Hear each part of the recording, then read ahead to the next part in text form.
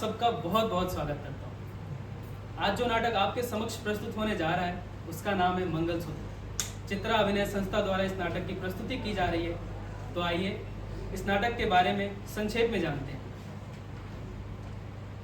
मंगलसूत्र नाटक में स्त्री की अधूरी अपेक्षाओं का वर्णन किया गया है जिसे पुरुष वर्ग कभी नहीं समझ पाया। ये कहानी पारिवारिक जीवन के उतार चढ़ाव को दर्शाती है जिसमें देव कुमार जी साहित्य साधना में लीन है और उनका बड़ा बेटा भौतिक सुखों को प्राप्त करना चाहता है। एक पुरानी जायदाद को लेकर घर में ऐसी जंग छिड़ती है जिससे घर का वातावरण चिंतामय हो जाता है। लेकिन कहानी एक ऐसे मोड़ पर आती है जहां अंत सुखद होता है। मुंशी प्रेमचंद जी के उपन्यास पर आधारित इस नाटक का नाट्य रूपांतरण एवं निर्देशन किया है यूरेका जी ने। तो आइए अब हम देखते हैं नाटक मंगलसूत्र।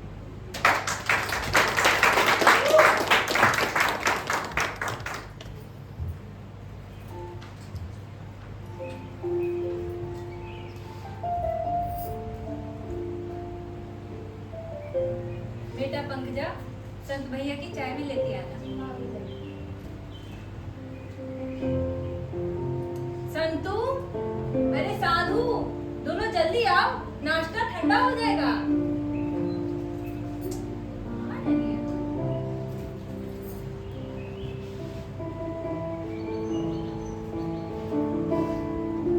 संतू, आजा।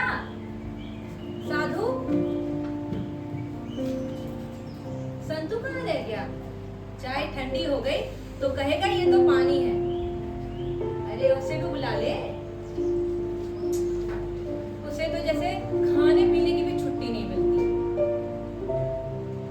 अरे उसे बुला क्यों नहीं लेता? नहीं माँ, मैं नहीं बुलाऊंगा। बिगड़ जाएंगे सवेरे सवेरे तो मेरा सारा दिन खराब हो जाएगा।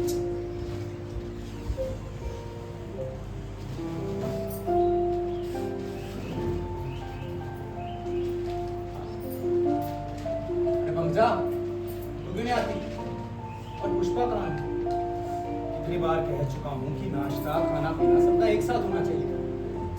तुम लोग खा लो, वो सब पीछे खा लेंगी। कोई पंकज थोड़ी है कि सब एक साथ बैठे। वही पुराना था। कितनी बार कह चुका हूँ, अब वो लज्जत संकोच का जमाना नहीं रहा।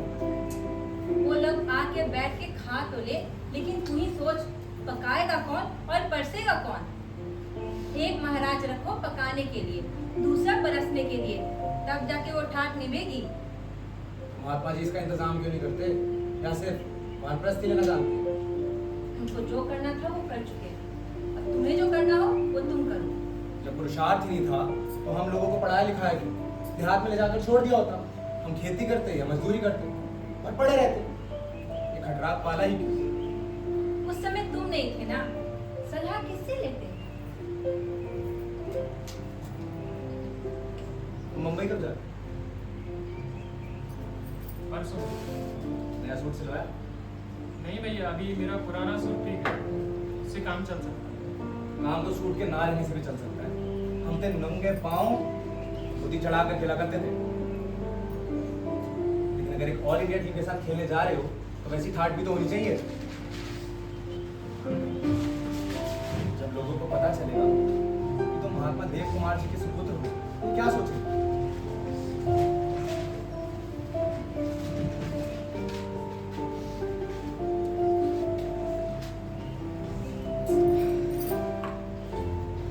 जब उन्होंने साफ साफ कह दिया है कि मेरा इस घर से कोई वास्ता नहीं और सब कुछ तुम्हारे ऊपर छोड़ दिया है, तो फिर तुम क्यों पर गृहस्थी का भार डालते हो? अगर तुमने इसी तरह से उन्हें सताया तो मुझे डर है कि वो ये घर छोड़कर कहीं अंतर ध्यान ना हो जाए। वो धन नहीं कमा सके, पर इतना तो तुम भी जानते हो कि वो जहां भी जाएंगे लोग उन्हें सिर आंखों पर रखेंगे। अगर उन्होंने ऐसा इरादा किया तो उनसे पहले मैं अंतर ध्यान हो जाऊंगा। मैं ये बोझ अपने सिर नहीं ले सकता। इस मामले में उन्हें मेरी मदद करनी ही होगी। उन्हें अपनी कमाई लुटाने का पूरा हक था, लेकिन बाप दादा की जायदाद बेचने का कोई अधिकार नहीं। मैं मजिस्ट्रेटों वकीलों से सलाह ले चुका हूं। जायदाद वापस ली जा सकती है। अब मुझे सिर्फ इतना देखना, उन्हें अपनी संतान प्यारी है या अपना महात्मा प्यारा।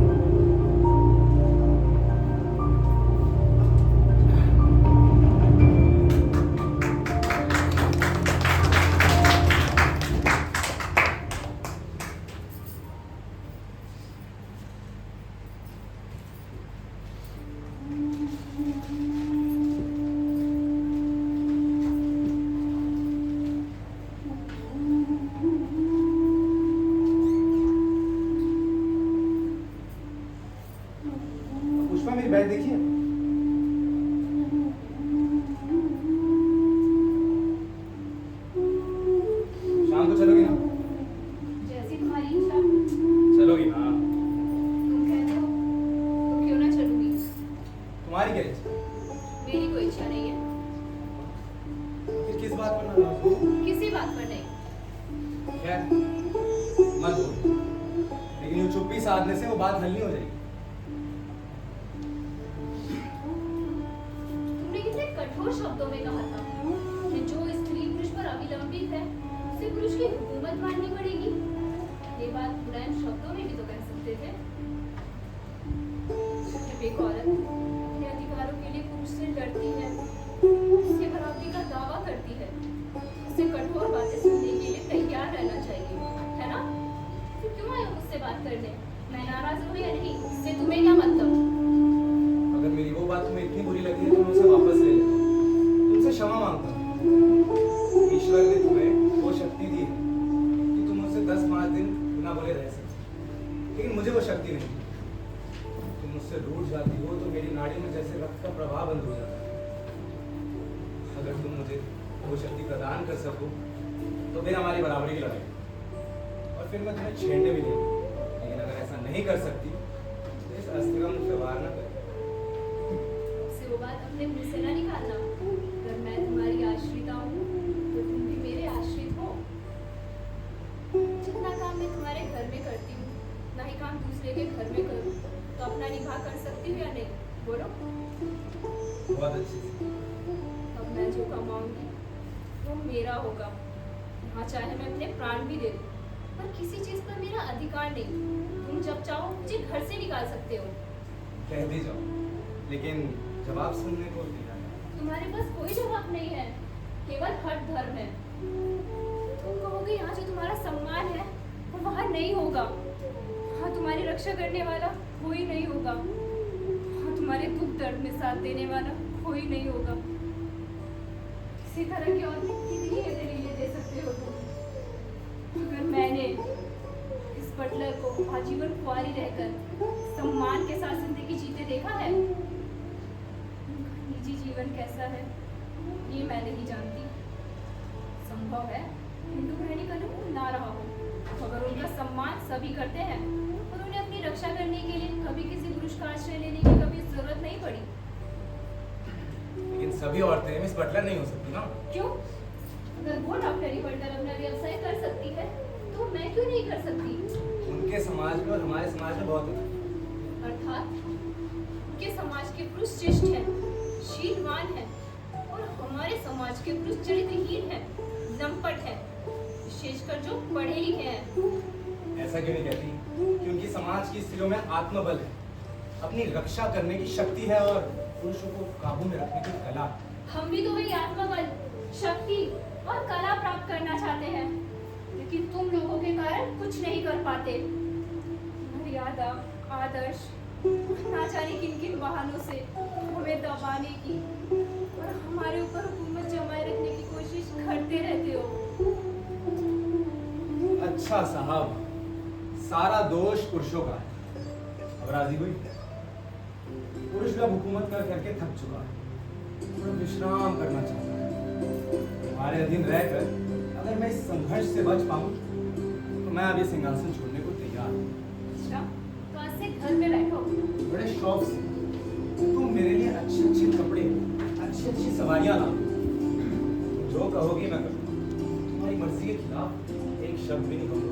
अच्छा, तुम तो नहीं कहोगे कि स्त्री पुरुष की मोहताज है, इसलिए उसे पुरुष की गुलामी करनी चाहिए? बिल्कुल भी नहीं, मगर एक शर्त पर। कौन सी शर्त? तुम्हारे प्रेम पर सिर्फ मेरा अधिकार है।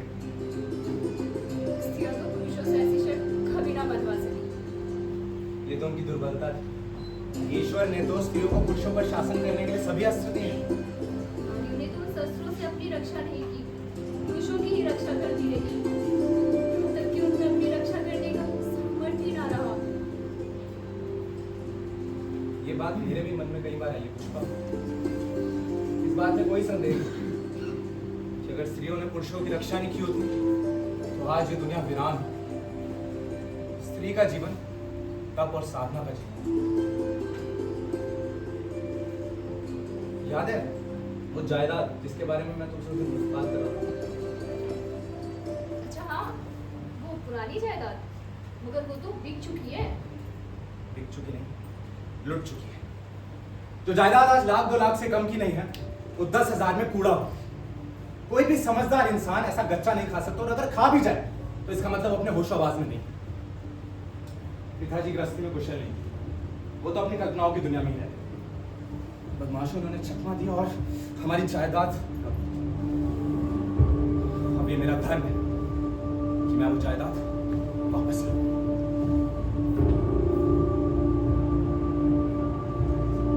और तुम चाहो तो सब कुछ हो सकता है। डॉक्टर साहब के लिए 10,000 का इंतजाम कोई बड़ी बात नहीं। मुझे तो आशा नहीं कि पिताजी के पास इतने रुपए फालतू होंगे। पर कह के तो देखो। कैसे कहूँ? क्या मैं उनका हाल नहीं जानती? उनकी डॉक्टरी अच्छी चल रही है, उनके खर्चे भी तो हैं। वीरू के लिए हर महीने 5,000 रुपए इंग्लैंड भेजने पड़ते हैं। तिलोत्मा की पढ़ाई का खर्चा भी कुछ कम नहीं है। पिताजी में संचय करने की आदत नहीं है, उन्हें संकट में नहीं डालना चाहती। मैं उधार मांग रहा हूँ, कोई खैरात नहीं। जहाँ इतना खाली संबंध है, वहाँ उधार के नाते उधार के सिवा कुछ नहीं मिलेगा। तुम रुपए दे ना सके, तुम्हें क्या समझेंगे? अदालत जा नहीं सकते, दुनिया हंसेगी। पंचायत करा नहीं सकते, लोग ताने देंगे। तुमने ये कैसे सोच लिया कि मैं रुपए वापस ही दे सकूंगा? तुम्हारी जीत होना निश्चित नहीं है। तुम्हारी जीत हो भी जाए, मुझे तो तुम्हारे हाथ में आ भी जाए, तब भी ये पक्का नहीं कि रुपए तुम वापस दे दोगे। ये भी मान लिया कि तुम धन जमा कर लोगे, लेकिन आदमी का स्वभाव ऐसा है कि जिन रुपए को वो हजम कर सकता है, उन्हें हजम कर जाता है। धर्म और नीति को पूर्ण आदमी की एक आम कमजोरी तुम आदमी को इतना नीच समझती हो? तुम्हारी इस मनोवृत्ति पर मुझे अचरज भी है और दुख भी। इस गए गुजरे जमाने में भी समाज पर धर्म और नीति का ही शासन है, और जिस दिन इस संसार से धर्म और नीति का नाश हो जाएगा, उस दिन इस समाज का भी अंत हो जाएगा।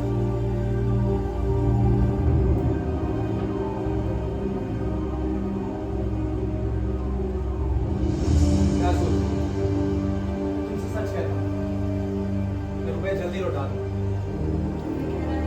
तुम भी कह दो, मैं तो नहीं कह सकती। जरा सी बात तुमसे कही नहीं जाती, और उस पर दावा ये है कि इस घर पर अधिकार तुम्हारा भी है। मेरा अधिकार तो उसी क्षण हो गया था जब तुमने मंगलसूत्र मेरे गले में बांधा था। मेरा अधिकार जितनी आसानी से तुम्हें मिला है ना, उतनी आसानी से छीना भी जा सकता है।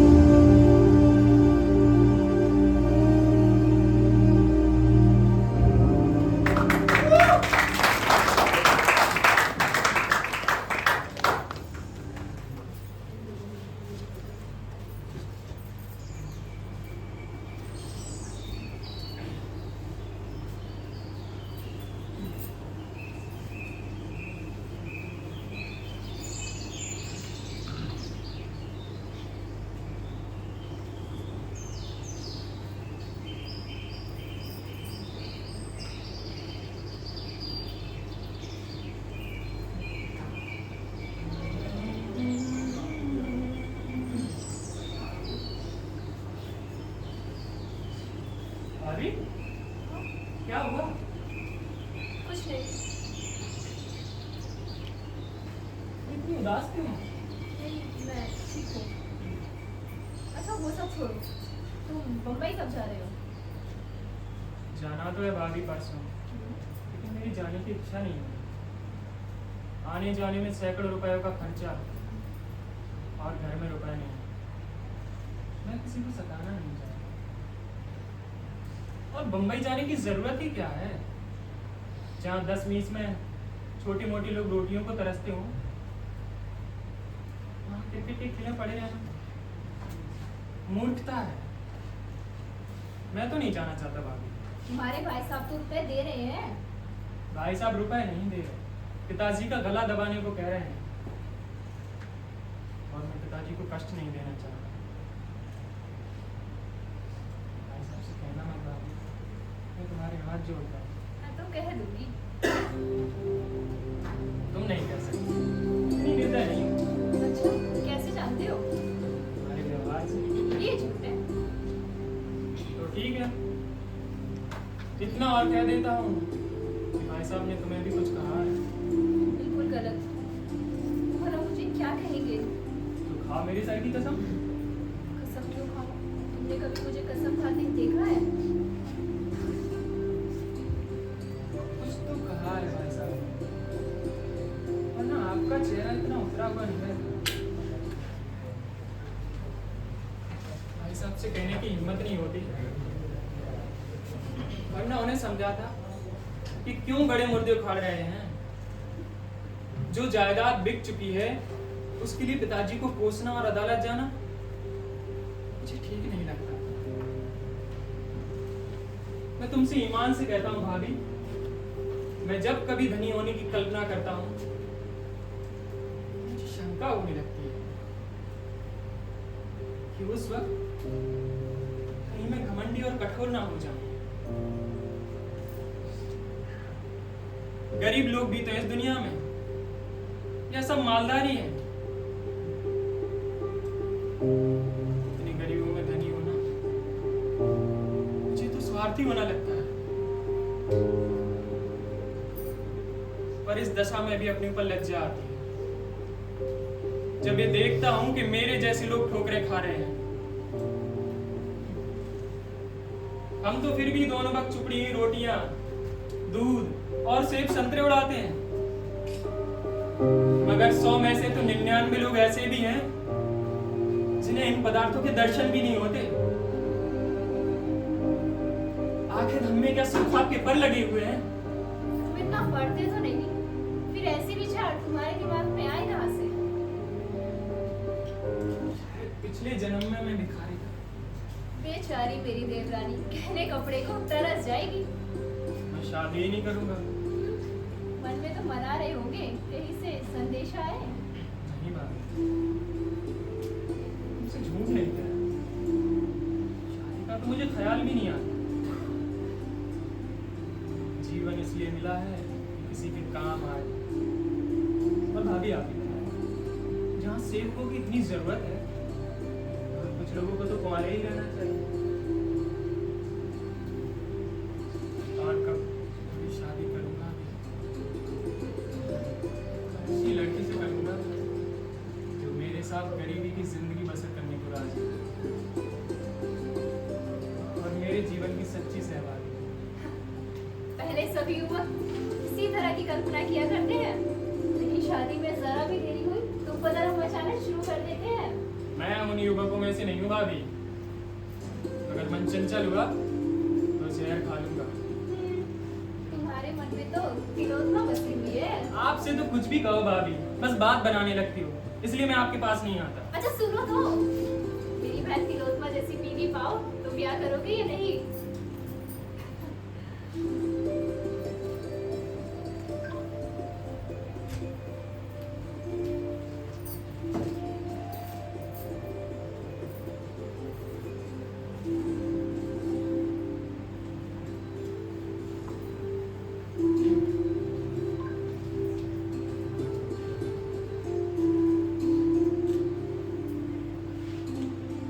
संतू को वकील बनाकर, साधु को बीए की डिग्री दिलाकर और पंकजा के विवाह के लिए कुछ रुपए जमा करके तुम्हें क्या लगा कि तुम अपने कर्तव्यों से मुक्त हो गए? अपनी जवानी में तुमने जो 2 लाख की संपत्ति मात्र 10,000 में सेठ गिरधर को बेनाम कर दी थी ना, उसका खजाना इस उम्र में भुगतो। संतू तो पागल हो गया है, जब तक उस जायदाद को वापस पा नहीं लेगा चैन से नहीं बैठेगा। तो तुम क्यों नहीं उसे समझाती? जितना संतु और बाकी बच्चों के लिए करना था मैं कर चुका।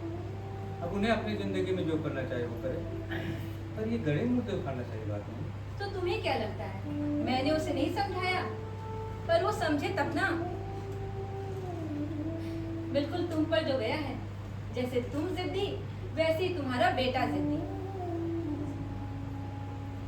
मैंने तुम्हें कितनी बार समझाया था कि तुम भी अपने दोस्तों की तरह पैसे जमा करो, जमीन खरीदो, लेकिन तुम ठहरे महात्मा आदमी।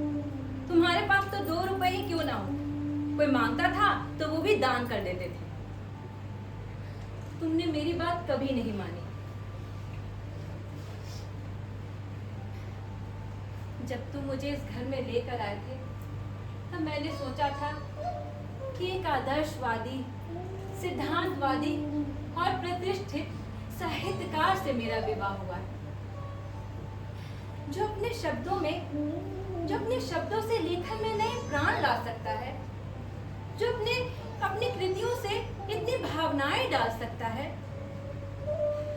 वो मेरे मन को, मेरे प्रेम को भी जरूर समझेगा।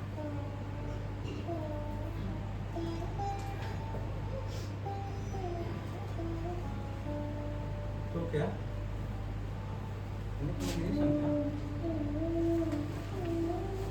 समझा, बिल्कुल समझा। और उसी के परिणाम स्वरूप मैं सिर्फ तुम्हारे बच्चों की माँ बनकर रही।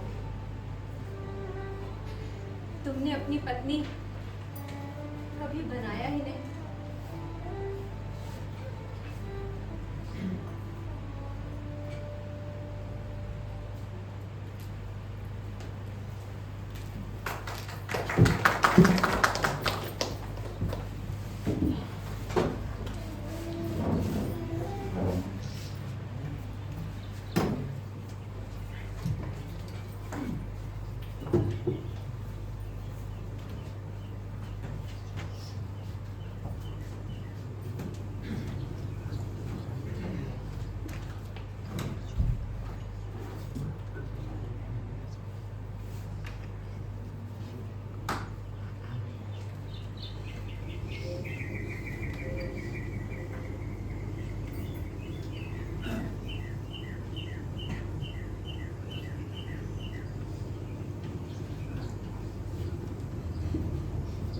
कहाँ रह गया ये संत? कहा था 10 बजे तक आ जाऊंगा, अभी तक आया नहीं। मेरे जैसा हाई प्रोफाइल एडवोकेट भी भला किसी का इंतजार करता है।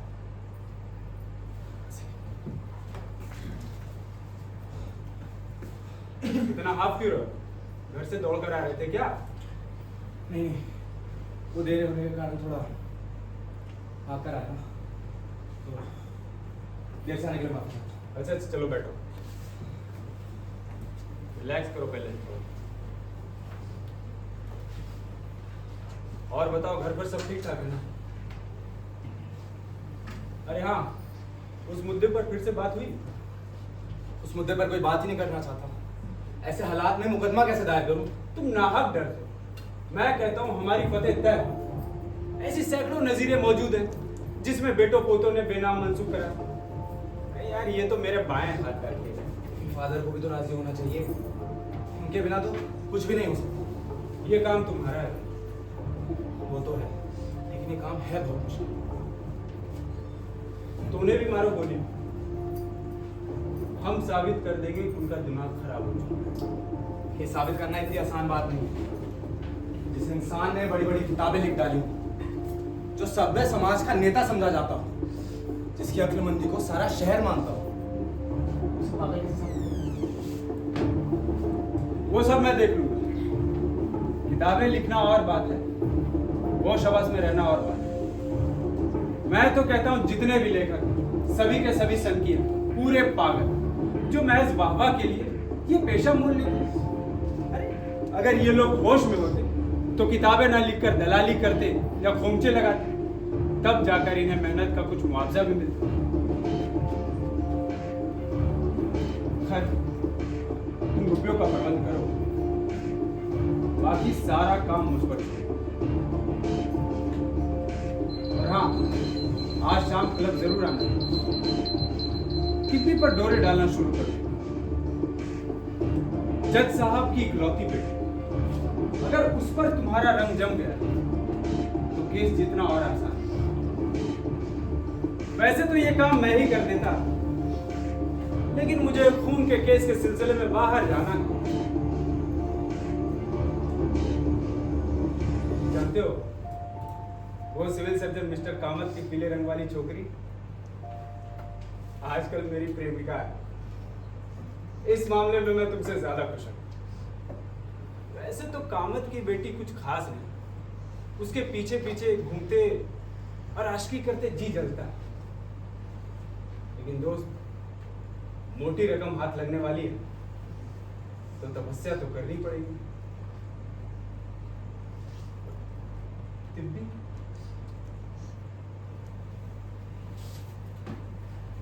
तिब्बी सचमुच अप्सरा है, चंचल है, जरा मुश्किल से काबू में आएगी। तुम्हें अपनी सारी कला खर्च करनी पड़ेगी। वो कला मैं खूब सीख चुका हूं, तो आज शाम क्लब जरूर आ जाना। जरूर आऊं। और हाँ, रुपयों का भी प्रबंध करना पड़ेगा। वो तो करना ही पड़ेगा।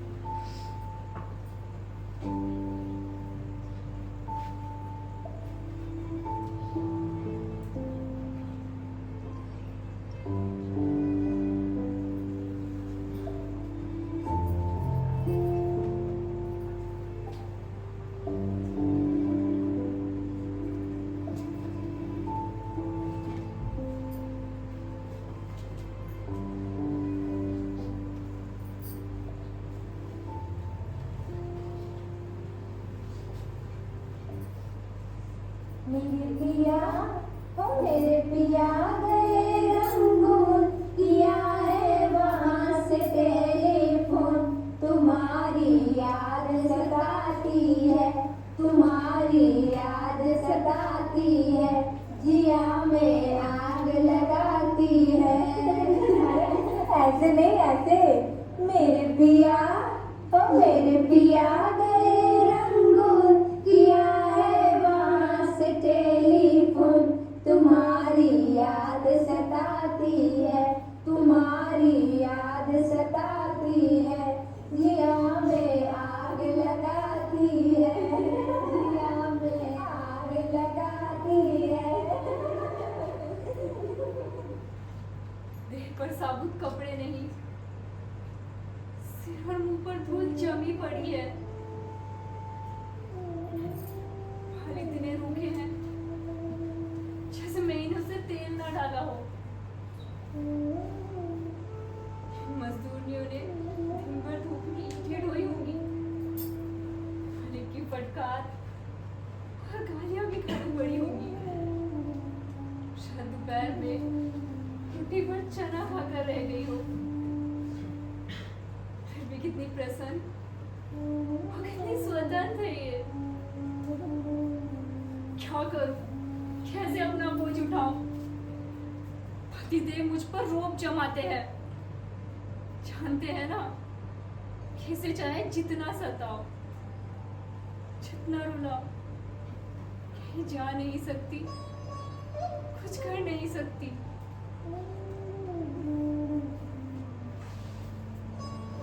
हाँ, उनकी बात भी सही है। मुझे अच्छा खाना चाहिए, अच्छी अच्छी साड़ियाँ चाहिए, रंग बिरंगी चूड़ियाँ चाहिए, आराम की जिंदगी चाहिए, और मुझे रिश्ता भी तो चाहिए।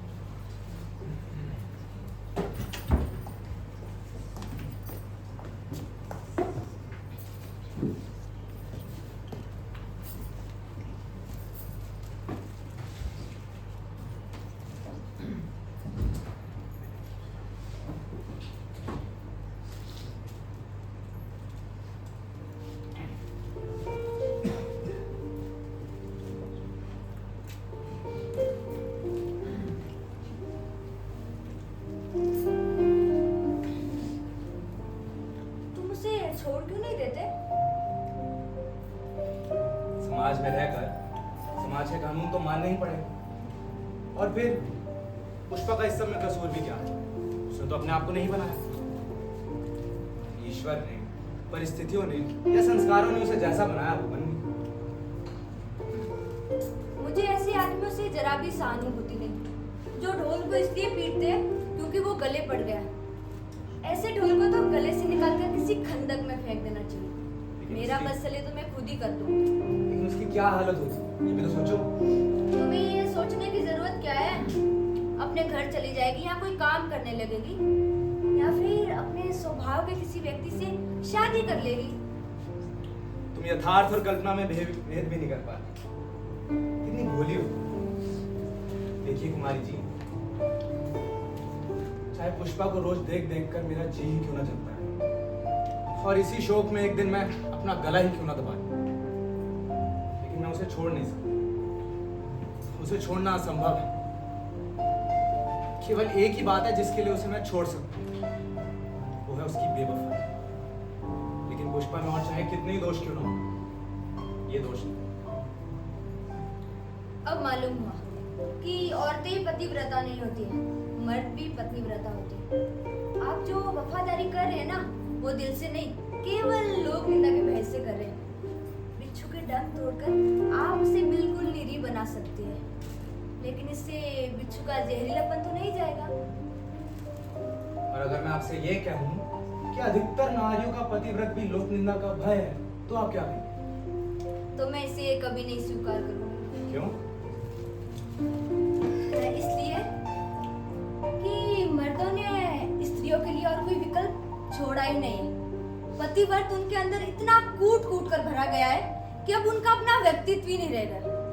उनके स्वतंत्र रहने का कोई अस्तित्व ही नहीं रहेगा। बिन ब्याहे पुरुष चैन से खाते पीते मौज मस्ती करते हैं, और बिन ब्याही स्त्री रोती है, कलपती है, अपने आप को संसार की सबसे अभागी प्राणी समझती है।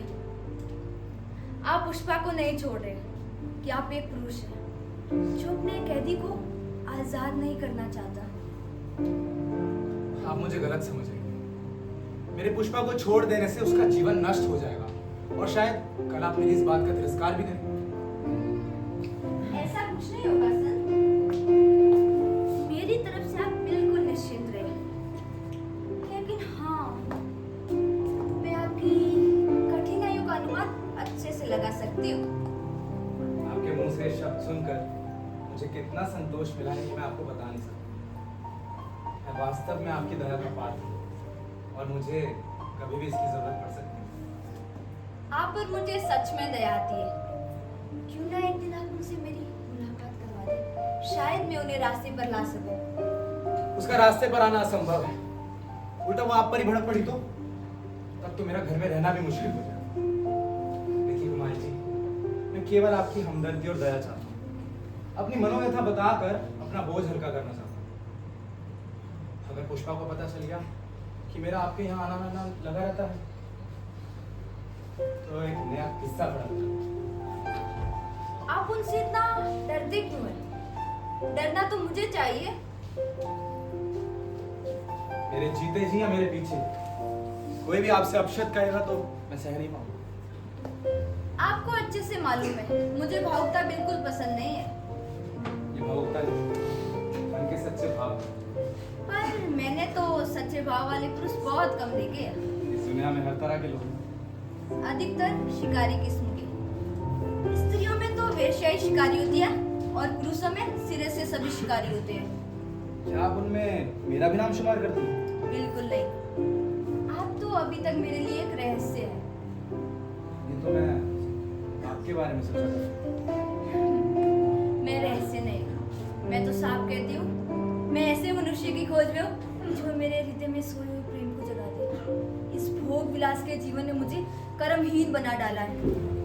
अगर मेरे मुंह से बात निकलते ही पूरी ना हो जाए तो मैं बावली हो जाती हूँ। बुद्धि का मन पर कोई काबू नहीं। इसलिए अब मैं जीवन का अंधेरा पहलू देखना चाहती हूँ, जहाँ त्याग है, रुदन है, उत्सर्ग है। संभव है उस जीवन से मुझे बहुत जल्दी घृणा हो जाए, लेकिन मेरी आत्मा ये कभी नहीं मानेगी कि मैं किसी ऊंचे ओहदे की गुलामी या कानूनी धोखाधड़ी करने वाले को अपना पति बनाऊं। अब तो मुझे श्रम और त्याग का जीवन ही सही लगने लगा है। आपके ऐसे विचार हैं, आपने तो मुझे कभी बताया ही नहीं। मैं डरती हूँ कि लोग कहेंगे आप इतनी ठाट के साथ रहती है और बातें ऐसी करती है। क्या आप मेरी मदद करेंगे इन अमीराना आदतों से छुटकारा दिलाने? ऐसा कीजिए सर, आप मुझे अपनी शिष्या बना लीजिए। मैं तो आपका शिष्य बनना चाहता हूँ। आप तो दिल लगी करते हो। कहीं आपको मुझसे प्रेम तो नहीं हो गया? प्रेम ना होता तो बार बार आपके दीदार के लिए यहाँ ना आता।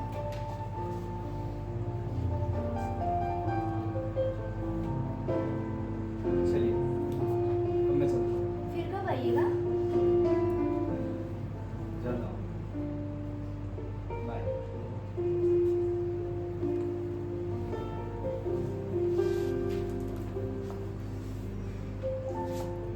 अभागिन पुष्पा इस सत्पुरुष का जीवन नष्ट कर रही है। इन्हें तो ऐसी संगिनी चाहिए थी जो इन्हें प्रोत्साहित करे, इनके कदम से कदम मिलाकर चले। पुष्पा नहीं जानती वो इनके जीवन में राहु बनकर समाज का कितना अनिष्ट कर रही है।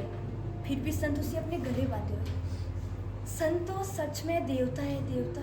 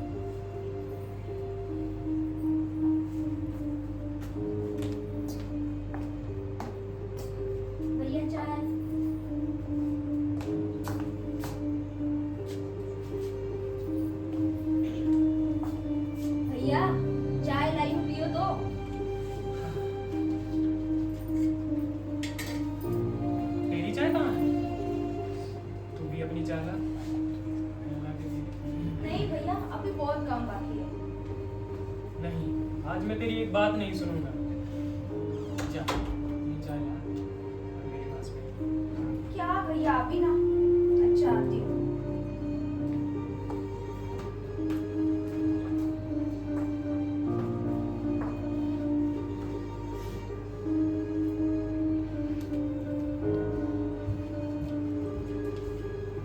बहुत अच्छी चाय है। Good friend. ना काम करती है, उसी तो जैसी काम कर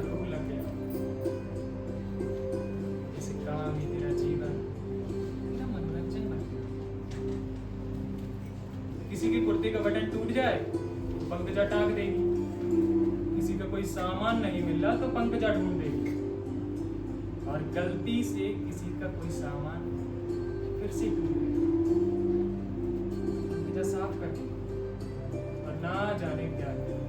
भैया क्या भैया, सुबह से लेकर रात के 10 बजे तक काम करती रहती है। अरे काम और स्कूल के अलावा भी जिंदगी है, जिंदगी बहुत जरूरी है। कुछ नहीं तो माँ और भाभी के साथ बैठ के 2 पल बातें कर ले, थोड़ा हंसी मजाक कर ले। प्यार ही नहीं। मैं जानता हूँ तुझ में एक अच्छी गृहिणी बनने के सारे गुण हैं, तुझे अपने लिए भी जीना चाहिए, खुशी का भी ख्याल रखना चाहिए। आपको ऐसा क्यों लगता है कि मैं खुश नहीं हूँ? मैं तो बहुत खुश हूँ। पर एक बात बताओ भैया, आप इतने दुखी क्यों बैठे हो? कौन, मैं? नहीं नहीं, मैं बहुत खुश हूँ। नहीं भैया, कोई तो बात है। प्लीज भैया बताओ ना, भैया प्लीज। कुछ नहीं, ये जो भैया कभी पिताजी से, कभी माँ से, कभी भाभी से बहस करते हैं ना, ये बात मुझे बिल्कुल अच्छी नहीं लगती। 2 रुपए घर में कम रहे और घर में सब प्यार से रहे, वो अच्छा है। या 4 रुपए के लिए सबका बहस होना अच्छा है।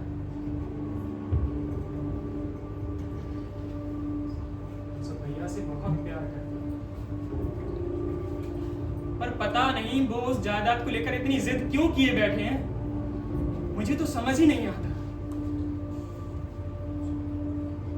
भैया के इस व्यवहार से पिताजी को कितनी ठेस पहुंचती है, इस बात का उन्हें जरा भी अंदाजा नहीं। हाँ भैया, मुझे भी इस बात का बहुत दुख है, पर मैं कुछ बोल ही नहीं पाती हूँ। आखिर घर की बड़ों के बीच में छोटे बोले तो भी कैसे?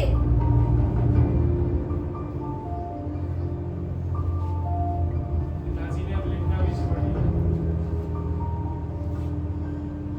उन्होंने गहरा सदमा लगा। भैया ने कम से कम पिताजी की उम्र का तो ख्याल किया होता। इतनी मेहनत से पिताजी ने भैया को पढ़ाया लिखाया, वकील बनाया,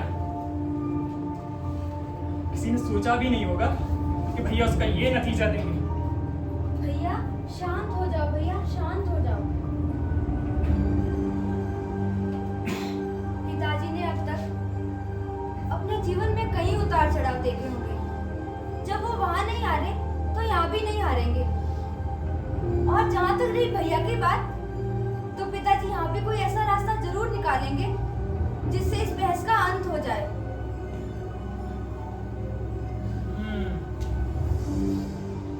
तुम है तो घर की सबसे छोटी सदस्य, पर बातें बूढ़ी काकी की तरह करती है। क्या भैया आप ही? क्या भैया मतलब क्या? कुछ नहीं, तो मेला घूमने चलेगी मेरे साथ? एक पास के मैदान में मेला लगा, कुछ रुपए, चलो साथ में चलते हैं। भैया, हाँ मेला। पर भैया क्या भैया? क्या भैया? घर का काम? उसकी माँ और भाभी है ना? नहीं भैया, बहुत काम बाकी है अभी। भैया की बात पे विश्वास करती है ना? चलो चलो।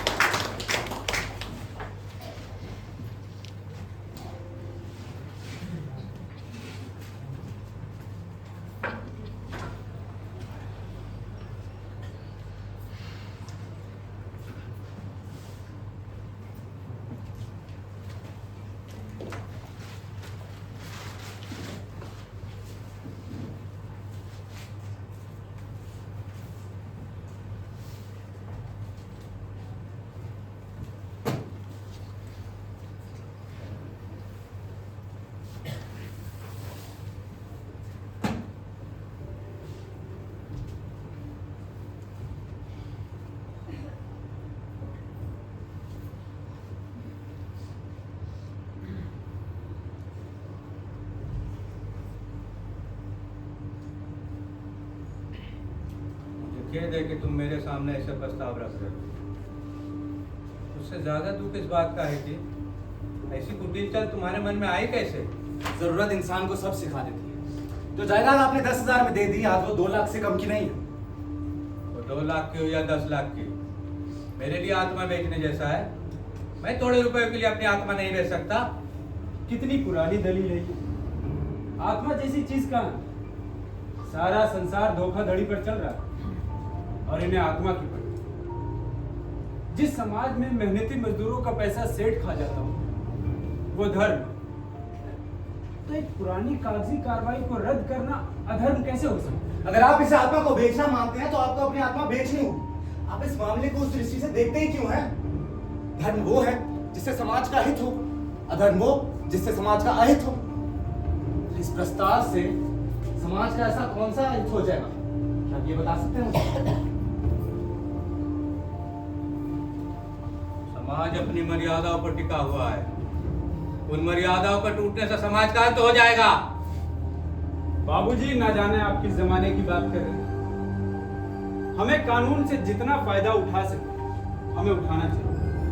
अभी आपने देखा होगा, जमींदारों की जमीन महाजनों से बचाने के लिए सरकार ने एक कानून बनाया और कितनी ही मिल्कियतें जमींदारों को वापस मिली। तो क्या आप इसे अधर्म कहेंगे? व्यावहारिकता का अर्थ यही है कि हम जिन कानूनी साधनों से जितना लाभ उठा सके उठा लें। और देखिए, मेरा इस मामले से कोई लेना देना और ना ही इसमें मेरा कोई स्वार्थ।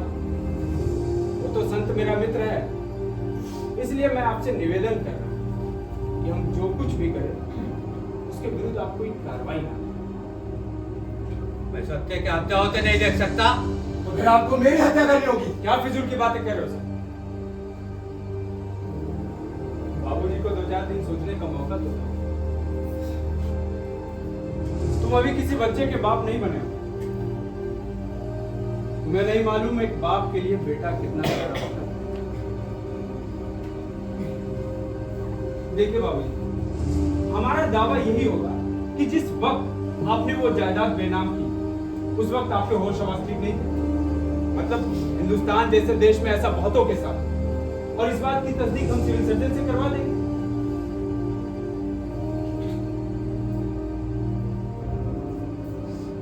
मेरे जीते जी ये धांधली नहीं हो सकती, हरगिज नहीं हो सकती। मैंने जो कुछ किया सोच समझ कर पूरे होश हवास में किया। इस बात का मुझे बिल्कुल अफसोस नहीं। अगर तुम लोगों ने इस तरह का कोई दावा किया तो उसका सबसे बड़ा विरोध मेरे तरफ से होगा। फिर मैं भी आपसे चैलेंज करता हूँ, या तो आप अपने धर्म की रक्षा कर पाएंगे या मेरी। और अगर आप मेरी बात नहीं माने तो मेरी सूरत भी देखिए।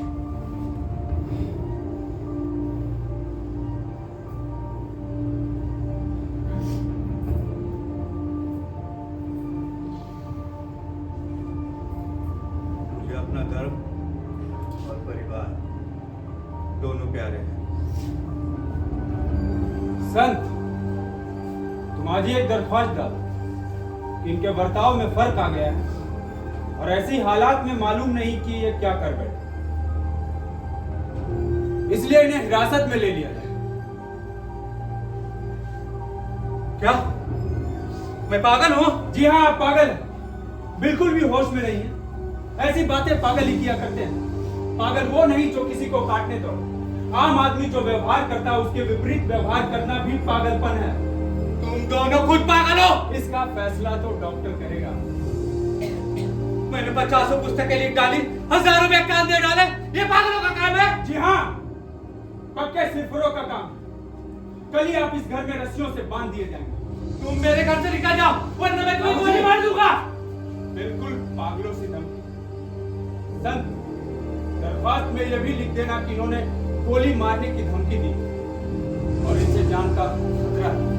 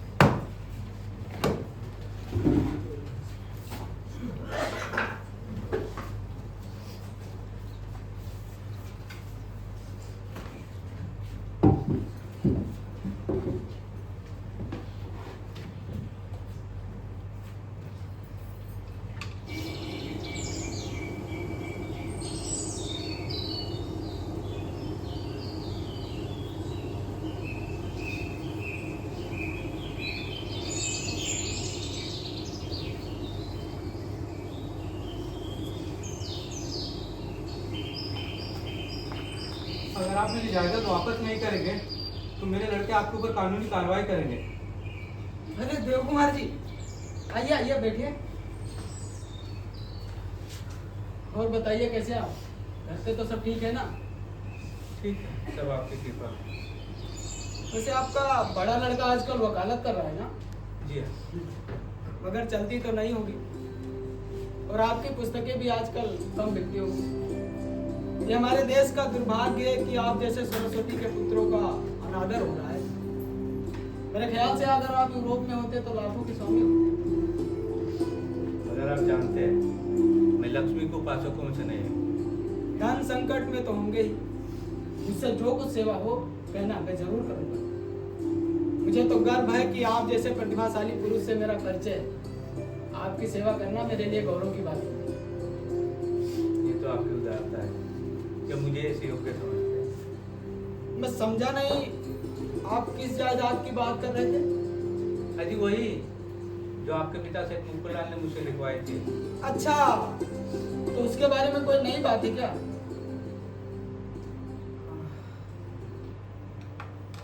उसी मामले में लड़के आपके ऊपर कोई दावा करने वाले हैं। मैंने उन्हें बहुत समझाया मगर मान ही नहीं रहे, इसीलिए आपके पास आया था कि कुछ ले देकर समझौता कर लेते। मामला अदालत में क्यों जाए, दोनों तरफ परेशानी होगी। आपको यहाँ आने की तकलीफ उठाने की कोई जरूरत नहीं थी। अपने लड़कों को ही समझाना चाहिए था। उन्हें तो मैं समझा चुका। तो फिर जाकर शांति से बैठिए। और हाँ, अगर उनके दिमाग में कानून की गर्मी का असर हो गया है तो उसकी दवा मेरे पास है। मगर आपको मालूम होना चाहिए वो जायदाद आज 2 लाख की हो गई है। 2 लाख की हो या फिर 10 लाख की हो, लेकिन आपको उससे मतलब रखने की कोई जरूरत नहीं है। आपने तो मुझे 10,000 ही दिए थे। आप कभी अदालत देंगे, इसलिए आपको मालूम नहीं कि जो जायदाद कानूनी तौर पर बिक जाती हो किसी भी कीमत पर वापस नहीं पाई जा सकती। लेकिन आप इतने सालों के बाद आप उस जायदाद को लेकर ऐसी बात करेंगे, इसकी उम्मीद ना थी मुझे। मुझे भी मालूम नहीं था कि आपका स्वार्थ का पेट इतना गहरा है। आप अपना सर्वनाश कराने जा रहे हैं देव कुमार जी। कोई परवाह नहीं।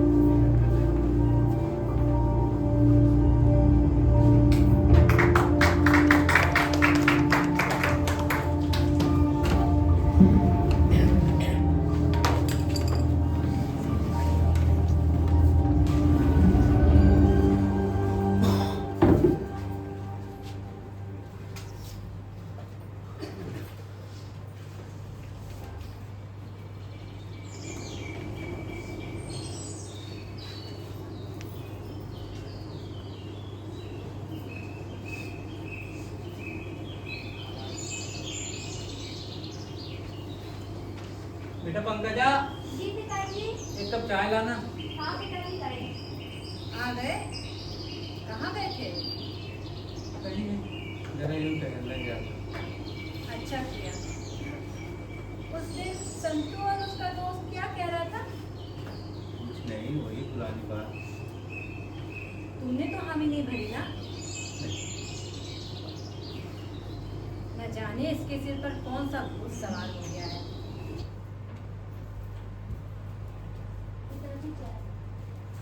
कुछ नहीं, सामाजिक संस्कार है। इसके ये संस्कार कैसे हो गए?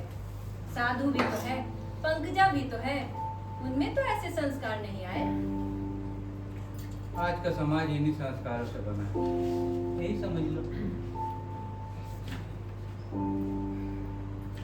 वो मेरे पिताजी नहीं, दुश्मन है। भाई मेरे दिल में उनके लिए बहुत इज्जत है। आम आदमी स्वार्थ के लिए नीच से नीच काम कर बैठता है, लेकिन उनके जैसा त्यागी और सत्यवादी इंसान आज भी हमारे समाज में है। ये देखकर मेरे मन में और इज्जत बढ़ जाती है। पता नहीं तुम्हें और उन पर कैसे गुस्सा आता है। उनका व्यक्तित्व पूजनीय है। ऐसी बातें करके मेरा जीवन चलो। तुमने अगर साथ दिया होता ना तो वो काम हो चुका होता। मुझे नहीं पता था तुम इतने भावुक हो। देखो सर, तुम्हारे पिता को पागल साबित करना इतना आसान नहीं है। और वो मिस्टर कामत, वो भी तो नकली रिपोर्ट लिखने के तैयार नहीं। सच बोलूं तो हमें ये काम करने ही नहीं, हम कोई दूसरा रास्ता देखें।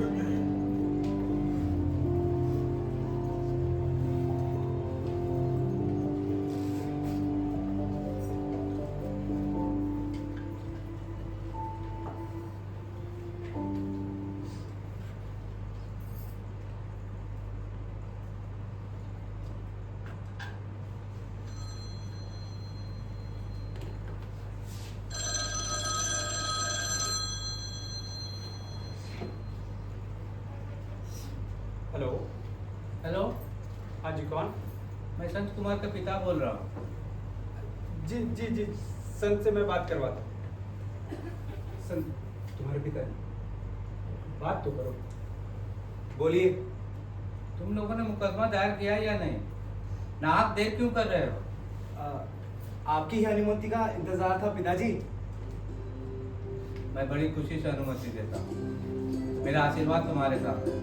बाबूजी, जब आपका आशीर्वाद है तो हमारी फतेह तय है। मैं शेख गिरधर से मिलने गया था, पर अब वो गिरधर नहीं जिससे मैं पहले मिला था, अब वो बहुत बदल गया है। अब उसके पास धन भी तो बहुत हो गए हैं। उन्हें धन का घमंड होगा, लेकिन हमने भी कोई कच्ची गोलियां नहीं खेली है। अच्छा चलो, मैं बाद में बात करता हूँ। जी पिताजी। जी प्रणाम बाबू। खुश रहो। दोस्त, तुमने पिताजी से एकदम उचित बात की। भाई, ऐसे ऐसे सेठों को मैं उंगलियों पर नचाता हूँ। सबसे अच्छी बात यह है कि तुम्हारे पिताजी अब हमारे साथ हैं। हाँ, बिल्कुल।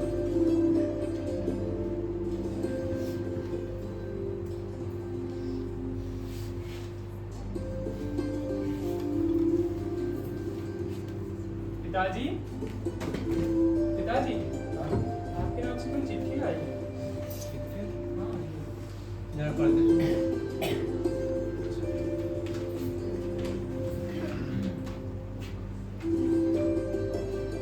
आदरणीय देव कुमार जी, प्रणाम। आपको सूचित करके मुझे बहुत प्रसन्नता हो रही है कि अनेक साहित्य संस्थानों एवं साहित्य प्रेमियों की ओर से आपकी 60वीं सालगिरह के मौके पर आपके 40 वर्षों के साहित्य सेवा के लिए एक सम्मान समारोह का आयोजन किया जा रहा है, जिसमें हमारे नगर के कुंवर साहब के द्वारा आपको स्मृति चिन्ह एवं 50,000 रुपए भेंट किए जाएं। कृपया इसे ग्रहण करने आप नगर के इंटरमीडिएट कॉलेज जरूर पधारें। आपकी रचनाओं का अनुरागी आपका अनुज सत्येंद्र कुमार। ये तो बहुत खुशी की बात है। हाँ माँ, तुम सही कह रही हो।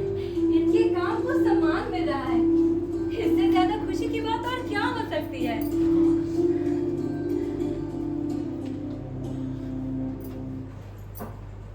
क्या हुआ जी? आप इतने परेशान क्यों नजर आ रहे हैं? क्यों? तुम्हें समझ नहीं आ रहा है कि मैं क्यों परेशान हूँ? मुझे तमाशा बनने से नफरत है। पब्लिक जलसों में भी कम आता जाता हूँ, और ये तो इस वक्त रुपए मुझे भेंट किए जाएंगे, मैं हाथ बढ़ाकर उसे लूंगा। वो दृश्य कितना लज्जाजनक होगा। ऐसा कुछ नहीं है, आप गलत समझ रहे हैं। मैं सही समझ रहा हूँ।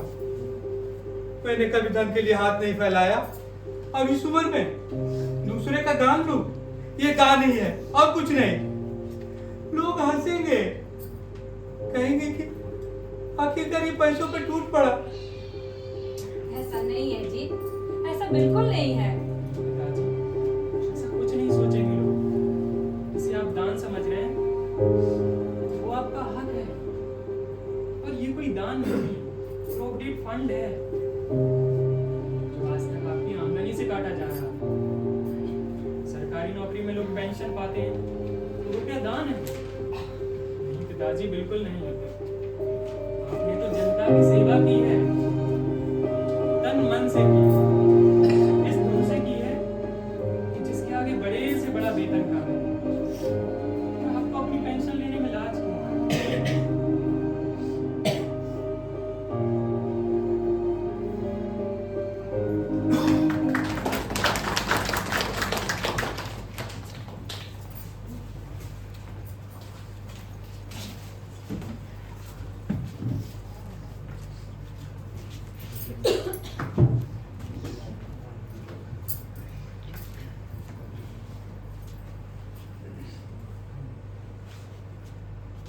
नमस्कार दर्शकों। श्री देव कुमार जी साहित्य जगत का एक ऐसा नाम जिनकी कृतियों को हम कभी नहीं भुला सकते। आपने आपके जीवन के 40 वर्ष साहित्य सेवा में अर्पण करके एक से बढ़कर एक पुस्तकें लिखी जिसने साहित्य जगत में हलचल मचा दी। आपकी रचनाएं इतनी लोकप्रिय रही कि इसकी भूख जनता में बराबर बनी रही। आप एक प्रतिष्ठित साहित्यकार ही नहीं, घोर सिद्धांतवादी और समर्पित आदर्शवादी इंसान भी है। हम यही आशा करते हैं कि आपकी रचनाएं ऐसे ही फलती फूलती रहे और जनता को पीढ़ी दर पीढ़ी इसे पढ़ने का शुभ अवसर प्राप्त होता रहे। आज आपकी 60वीं सालगिरह के मौके पर आपको सम्मानित करने के लिए नगर के कुंवर साहब हमारे बीच पधार चुके हैं। अब मैं कुंवर साहब जी से विनती करता हूं कि वे कृपया मंच पर पधारे और श्री देव कुमार जी को सम्मानित करें।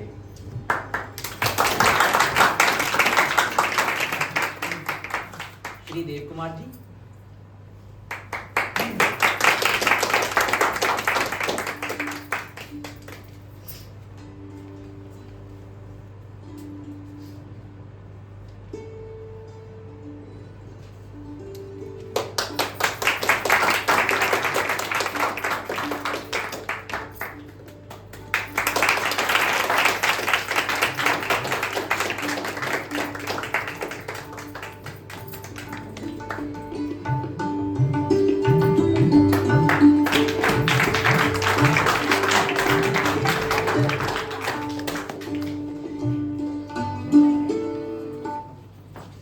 आपने नाटक देखा, इसके पात्रों से मैं परिचित करा देता हूँ। संगीत पर थे नितेश उपाध्याय, प्रकाश पर थे विनोद कुमार और प्रस्तुति प्रभारी थे मिथिलेश प्रसाद। अल्का सिन्हा, वैभव दिव्यांशु, रिवेका, आशीष राज, अच्युतानंद, राजकिशोर कुमार। इस नाटक का नाट्य रूपांतरण, निर्देशन और सैफिया का किरदार किया था यूरेका जी।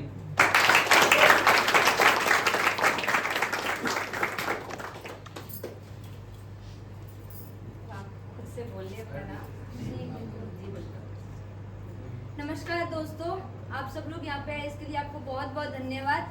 मेरा नाम मनमीत चौधरी है।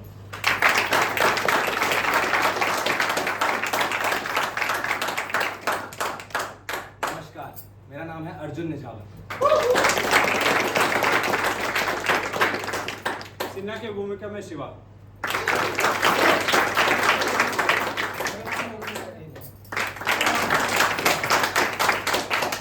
नमस्कार दोस्तों, मेरा नाम है वैभव सेनापति और मैंने होस्ट का रोल प्ले किया। नमस्कार, मैं सिद्धार्थ मौर्य, मैं एंकरिंग किया और कुंवर सिंह का किरदार। नमस्कार, मैं अशरफ अली, मैंने देव कुमार का किरदार निभाया। नमस्कार, मेरा नाम है हिना खान। सभी को तहे दिल से नमस्कार, बहुत बहुत नमस्कार, बारंबार नमस्कार। और हमारे जो डायरेक्टर हैं यूरिका मैम और हमारे एक और डायरेक्टर हैं नितेश सर। आपका छोटा भाई, चहेता प्यारा, सबसे छोटा जो साधु के रूप में।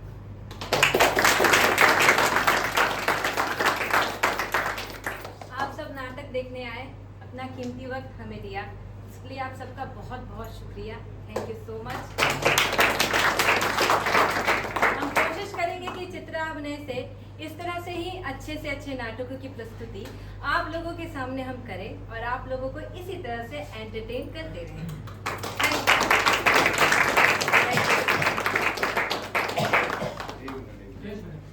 अर्जुन आपको प्ले करना है।